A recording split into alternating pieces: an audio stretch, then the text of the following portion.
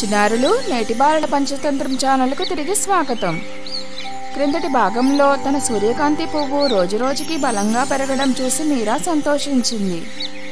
ఏనుగుకు వ్యతిరేకంగా పోరాడిన పిచ్చుక కథలాగే పట్టుదల మనకు బలాన్ని ఇస్తుందని అమ్మ ఆమెకు గుర్తు చేసింది.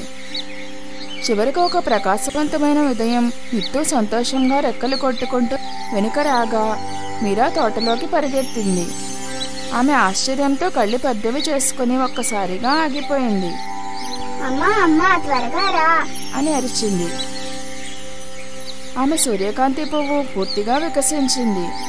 దాని బంగారు రేకులు వెడల్పుగా విచ్చుకొని సూర్యుని వైపు గర్వంగా ప్రకాశించాయి. ఒకప్పుడు వంగిపోయిన కాండం నేను వదులుకోలేదు అని ప్రపంచానికి ప్రకటిస్తున్నట్లుగా ఇప్పుడు నిటారుగా మరియు బలంగా నిలబడింది. సూర్యరశ్మి మీరా సూర్యకాంతితో నృత్యం చేయాలని నిర్ణయించుకున్నట్లుగా తోట మొత్తం బంగారు కాంతితో మెరిసిపోయింది. ప్రతి పువ్వు వెలుగుతో మెరుస్తున్నది. సీతాకోకచిలుకలు గాలిలో నాట్యం చేస్తున్నాయి. మిత్తు ఆనందంగా కిలకిలమంది. ఆ తోట అంతా సూర్యకాంతితో పండుగలా కనిపించింది. మీరా ముఖం ఆనందంతో వెలిగిపోయింది. అమ్మా అది నిజంగా సాధించింది. నా సూర్యకాంతి తుఫాను తర్వాత మళ్ళీ వికసించింది. మిత్తు వృత్తాకారంలో తిరుగుతూ మళ్ళీ వికసించింది అని కిలకిలమంది. అమ్మ చిరునవ్వుతో మీరాని హత్తుకుంది. అవును నా బంగారం, ఇదే నిజమైన పట్టుదల ఫలితం. ఎంత పెద్ద తుఫానైనా మనం ప్రయత్నం ఆపకపోతే మనము ఆ పువ్వులాగే మరింత బలంగా మరింత అందంగా ఎదుగుతాం. మీరా సూర్యకాంతి పువ్వును మెల్లగా తాకి నువ్వు నా బాటలోని చిన్న పిచ్చుకవు అని మురిసిపోయింది. అప్పుడే ఒక సీతాకోకచిలుక సూర్యకాంతి పువ్వుపై వాలింది. దాని రెక్కలు సూర్యరశ్మిలో మెరిశాయి. తోట మొత్తం మెరిసిపోతున్నట్లు అనిపించింది. పువ్వులు ఊగాయి, ఆకులు గలగలమన్నాయి.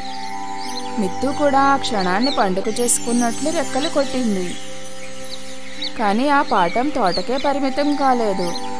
అదే సాయంత్రం మీరా తన పుస్తకాలు తెరిచి కూర్చుంది. గణితంలో ఒక లెక్క చాలా కష్టంగా అనిపించింది. ఒక క్షణం ఆమెకు వదులుకోవాలని అనిపించింది.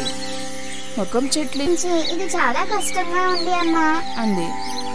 అమ్మ నవ్వుతూ, పిచ్చుక తన గుడ్లను పోగొట్టుకున్నప్పుడు ఏమి చేసింది? అది వదులుకుందా? మీరా తల అడ్డంగా ఊపింది. లేదు అమ్మా, అది తన స్నేహితుల సహాయంతో ప్రయత్నిస్తూనే ఉంది. అమ్మ తల ఊపింది.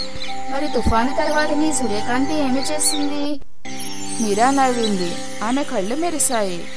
అది మళ్ళీ నిటారుగా నిలబడింది.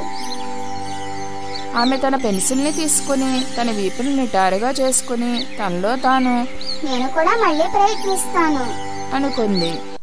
నెమ్మదిగా జాగ్రత్తగా ఆమె ఆ లెక్కను పరిష్కరించింది. అది సరిగ్గా వచ్చినప్పుడు తన కోసం తనే చప్పట్లు కొట్టుకుంటూ చూడు అమ్మా, నా సూర్యకాంతి లాగే నేను కూడా వదులుకోలేదు అంది. అమ్మ ఆమెను గర్వంగా కౌగిలించుకుంది. అదే పట్టుదల నా బంగారం. అది జీవితంలో ప్రతి అడుగులోనూ నీకు బలం ఇస్తుంది. మిత్తు అంగీకారంగా కిలకిలమంది. మళ్ళీ ప్రయత్నించు, ఎప్పుడూ ఆపకు.